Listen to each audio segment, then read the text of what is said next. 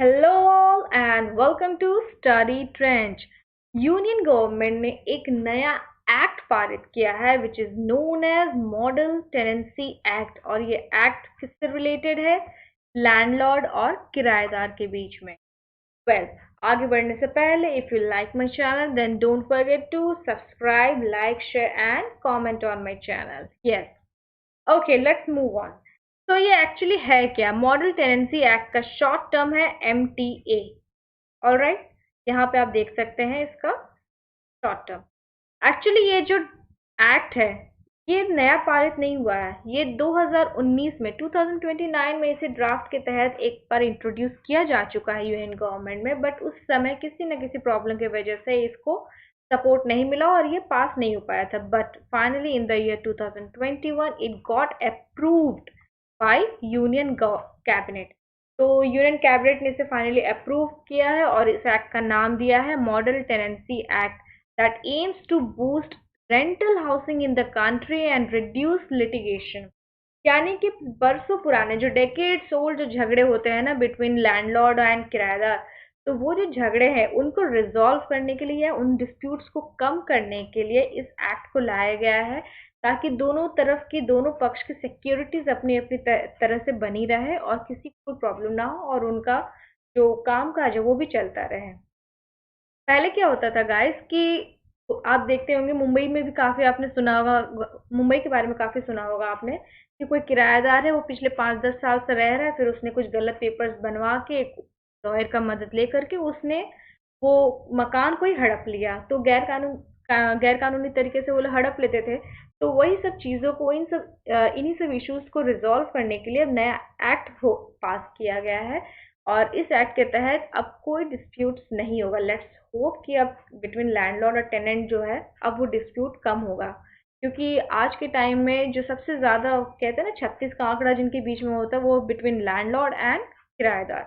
तो इन दोनों के बीच के जो मैटर्स है इनको ज्यादा ध्यान दिया गया है और बहुत अच्छा काम हुआ है कि एटलीस्ट फाइनली कोई एक सूटेबल एक्ट पास हुआ है जो कि दोनों के लिए फायदेमंद है। नाउ, अब क्योंकि आपको पता है कि जो लैंड है, लैंड एक्चुअली एक स्टेट सब्जेक्ट है, वो एक सेंट्रल सब्जेक्ट नहीं है। तो ये जो टेनेंट एक्ट है ये भी एक स्टेट सब्जेक्ट है। हालांकि यूनियन गवर्नमेंट ने इसे अप्रूव कर दिया है but it depends on the states. It's their choice to adopt this act or not. और अगर वो अडॉप्ट कर रहे हैं तो उसमें क्या वो नया चेंजेस ला सकते हैं, क्या लाना चाहते हैं, वो भी उनके ऊपर डिपेंड करता है। जरूरी नहीं कि जिस तरह से गवर्नमेंट ने या यूनियन कैबिनेट ने अप्रूव किया सेम वे वो सेम फ्रेमवर्क में वो अडॉप्ट करें। वो उसमें कुछ नया लेजिस्लेशन चेंज, कुछ नया मॉडिफिकेशन भी ला सकते हैं और डिपेंड करता है उन पे कि वो एक्सेप्ट करते भी हैं नहीं करते हैं। Okay, so don't forget that land is a state subject. That's why center cannot impose restrictions on the states to mandatorily adopt this act। ये था हमारा मुद्दा। नाउ, अब इसके अलावा ये जो मैटर है हमारा, ये जो एक्ट है प्रधानमंत्री Awas Yojana for urban areas, इस स्कीम के तहत रिलेटेड है। ये इस प्रोविजन के तहत इसे हम कह सकते हैं कनेक्टेड है ये, क्योंकि घर की बात है तो आवास तो होगा ही, इस वजह से इस योजना से कनेक्टेड। अब इसकी कुछ बेसिक हाइलाइट्स देख लेते हैं जो न्यूज में आई हैं। टाइम्स ऑफ इंडिया ने अपडेट किया था कि ये जो बेसिकली टेनेंसी एक्ट है it will not affect the existing tenancies. यानी कि अभी पहले जो पिछले 5-10 साल से या 200 मतलब साल 2 साल से जो जो किराएदार रह रहे हैं उनके ऊपर ये एक्ट लागू नहीं होता, क्योंकि उन्होंने जिस तरह से उन्होंने किराएदार बनने से पहले जो भी पेपर वर्क किया होगा या जो भी रूल्स एंड रेगुलेशंस के ऊपर साइन किया होगा वो उनका है। ठीक है, अब जो नए आएंगे वो ये एक्ट को अडॉप्ट करेंगे, वो इस नए रूल्स एंड रेगुलेशंस को फॉलो करेंगे, but it is not imposed on the previous tenants. ये याद रखिएगा। इसके अलावा जितने भी काम होंगे अब सब रिटन वर्क में होगा, कोई वर्बल नहीं कि हाँ हम आपको बिजली देंगे, पानी देंगे, बिजली का इतना ही चार्ज लेंगे, पानी फ्री देंगे, और बाद में जब किराएदार आ जाता है तो लैंडलॉर्ड जो है बोलते हैं हमने कब बोला था पानी का हम चार्ज फ्री मिलेंगे, है ना। इस तरह की काफी सारी जो होती है ना डिसएग्रीमेंट्स होती हैं, तो इस वजह से सारा का सारा रिटन एग्रीमेंट होगा, नो वर्बल एग्रीमेंट। अगर इस इसके अलावा और कोई डिस्प्यूट्स आते हैं बिटवीन लैंडलॉर्ड्स एंड टेनेंट्स, तो उसके लिए सेपरेट रेंट अथॉरिटीज एस्टैब्लिश की गई हैं, कोर्ट्स है, ट्राइब्यूनल्स हैं, और ये हर डिस्ट्रिक्ट में होगा। तो ये लोग इजीली ये 3 लेवल या 3 स्टेप प्रोसीजर आप कह सकते हैं। पहला होगा रेंट अथॉरिटीज, सेकंड होगा रेंट कोर्ट्स, और फाइनल जो थर्ड होगा वो रेंट ट्रिब्यूनल्स होगा। ये 3 लेवल का जो कोर्ट प्रोसीजर्स है, ये लैंडलॉर्ड या टेनेंट्स कोई भी इस प्रोसीजर को फॉलो अप कर सकता है अगर उनमें कोई डिस्प्यूट आया तो। उसके अलावा जैसे कि पहले डिस्कस कर चुके हैं, स्टेट्स और यूनियन टेरिटरीज पूरी फ्री हैं, कंप्लीटली फ्री हैं कि वो इस एक्ट को अडॉप्ट करे या ना करे, और अगर करती है तो उसमें कोई अमेंडमेंट भी कर सकती है अपने अपने स्टेट और अपने सिटीजन्स के अकॉर्डिंग। नेक्स्ट, अब इस एक्ट के जो मेजर हाइलाइट्स हैं वो हम थोड़ा डिटेल्स में देखेंगे गाइस। एक्चुअली क्या है, ये एक्ट जो है एग्जिस्टिंग टेनेंसीज को अफेक्ट नहीं करेगा। जैसे कि हमने पहले ही कहा है कि अभी तो इसी साल से तो कोई नया किराएदार शुरू नहीं हो रहा है रहना, है ना। वो पहले से ही रह रहा है, कुछ सालों साल से रह रहे हैं, तो वो जिस रूल्स एंड रेगुलेशंस के बेसिस पे आए थे वो उनका फॉर्मेट है, वो इसको ओवरलैप नहीं करेगा। उनका जो पेपर वर्क था उसी हिसाब से वो किराएदार रहेंगे। लेकिन अब के टाइम से जितने भी किराएदार आएंगे लैंड और जितने भी लैंडलॉर्ड रखेंगे किराएदार, उनको ये एक्ट फॉलो करना है, और इसी एक्ट के तहत अब वो किराएदार को रखेंगे। कोई नया एक्ट या कोई नया रूल वो नहीं फॉलो करेंगे। यही नया है और इसी को फॉलो करना होगा, अगर उन्हें फॉलो करना है तो। उसके साथ साथ written agreement is a must, क्योंकि अगर कोई भी प्रॉब्लम हुई तो सीधे हम पेपर वर्क है, पेपर बोलता है कागज में आपने ये कहा था, आपसे म्यूचुअल एग्रीमेंट हुई थी, इसके बाद ही ये साइन हुआ है। तो ये एक तरह से कह सकते हैं सिक्योरिटी रहता है बिटवीन टेनेंट एंड लैंडलॉर्ड। उसके अलावा कोई लैंडलॉर्ड या प्रॉपर्टी मैनेजर कोई ऐसी एसेंशियल सप्लाई को कंट्रोल नहीं कर सकता, उसे रोक नहीं सकता। अगर किराएदार और लैंडलॉर्ड के बीच में कोई डिस्प्यूट हो गया है तो पहले होता था ना कि लैंडलॉर्ड जो है पानी का सप्लाई रोक दिया है, बिजली काट दिया है, उसके गेट पे ताला लगा दिया ताकि बाहर ना जा पाए। इस तरह का कोई एसेंशियल सप्लाई वो नहीं रोक सकता है। अगर डिस्प्यूट है तो उसको पानी देना होगा, बिजली देना होगा, फिर वो अपने हिसाब से जो 3 लेवल प्रोसीजर्स था, रेंट अथॉरिटीज होंगे, रेंट कोर्ट्स होंगे और रेंट ट्राइब्यूनल्स होंगे, इसको फॉलो अप करना पड़ेगा, या फिर वो किसी लॉयर का हेल्प ले। लेकिन वो एसेंशियल सप्लाईज को नहीं रोक सकता लैंडलॉर्ड, ये गैर कानूनी होगा।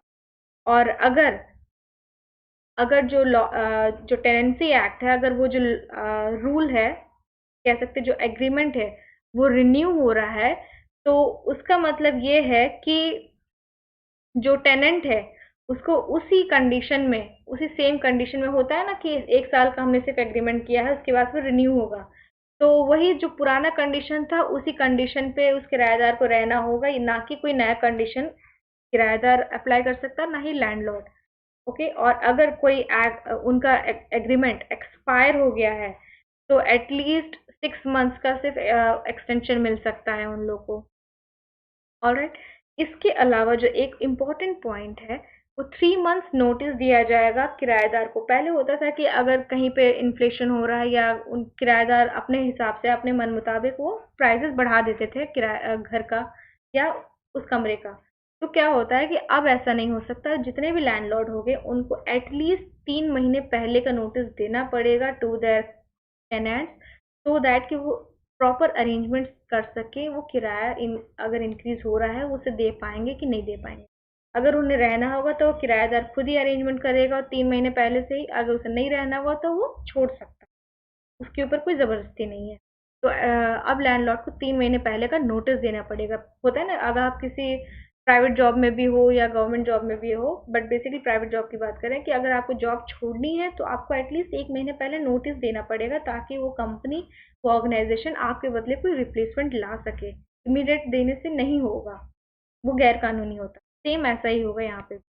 उसके अलावा अगर एग्रीमेंट खत्म हो गया है या किसी तरह का डिस्प्यूट हो गया है बिटवीन लैंडलॉर्ड एंड टेनेंट, और अगर वो पूरी लीगल प्रोसीजर्स को फॉलो करने के बाद लैंडलॉर्ड बोल रहा है कि अब किराएदार को जो है घर खाली करना पड़ेगा, कि क्योंकि सारे लीगल प्रोसीजर्स मैंने फॉलो कर दिए हैं, तो क्या करेगा? पहले तो वो एग्रीमेंट खत्म होने के 6 महीने बाद तक का उसके पास ड्यूरेशन होता है कि हाँ वो छोड़ने से पहले कहीं और अपना रह बसर का गुजारा ढूंढ ले, ताकि उसको मोहलत मिल जाए छोड़ने का। उसके अलावा अगर वो नहीं छोड़ता है तो उसको पहले 2 महीने के लिए उसको किराया जो है डबल डबल देना पड़ेगा, और उसके बाद का जो रेंट है वो 4 गुना तक देना पड़ेगा अगर किराएदार ने खाली नहीं किया कमरा तो। होता है ना, किराएदार लोग भी बदमाश होते हैं, जब्त कर लेते हैं कमरा प्रॉपर्टी। तो ये आपका नया रूल है, अगर उसने खाली नहीं किया तो पहले 2 महीने ट्वाइस होगा और इसके बाद 4 गुना हो जाए। उसके अलावा अगर कोई रिपेयरिंग वर्क करना है घर में, या कोई कोई भी फंक्शन करना है, कुछ भी करना है जिसकी वजह से किराएदार को तकलीफ हो सकती है, दिक्कत हो सकती है, तो किराएदार को 24 आवर्स पहले ये बताना पड़ेगा कि हाँ हम लोग रिपेयरिंग वर्क करने जा रहे हैं, या टंकी साफ करवाने जा रहे हैं, जो भी काम है। तो हो सकता है पानी का सप्लाई ना आए, बिजली ना आए, तो आप उस टाइम तक अपना मैनेजमेंट कहीं से देख लीजिए या पानी स्टोर कर लीजिए। ऑलराइट, ये आपको 24 आवर्स बताना पड़ेगा, और ये एक्चुअली सही है, क्योंकि आप अचानक से जाके नहीं बोल सकते कि अच्छा सुनो भाई हमने बिजली काट दी, अब तुम रहो 2 घंटा या 10 घंटा ऐसे ही रहो। ऐसा नहीं होता ना। अब अब क्या है कि अब ये एक्ट को लाने की जरूरत क्या पड़ी। देखो गाइस, 2011 के सेंसस के हिसाब से बताया गया है कि अराउंड 1 करोड़ ऐसे घर हैं शहर में जो कि खाली पड़े हुए हैं, और वो किराए के लिए ही बने थे, लेकिन अब वो खाली हैं। क्यों खाली है? क्योंकि लैंडलॉर्ड को ये डर है कि किराएदार जो आएगा वो या तो ढंग से किराया नहीं देगा, या तो बहुत ज्यादा उनके लिए प्रॉब्लम क्रिएट करेगा, और अगर आएगा तो हो सकता है कहीं इलीगल तरीके से उनकी प्रॉपर्टी को जब्त न कर ले। इस वजह से इस डर में जितने भी लैंडलॉर्ड्स हैं वो अपना घर ही नहीं देते हैं रेंट।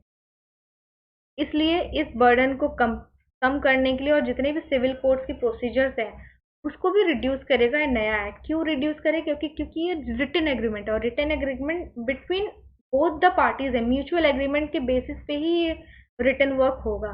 तो बेसिकली ये है कि 95% जितने भी प्रॉब्लम्स है सॉर्ट आउट ही रहेंगे।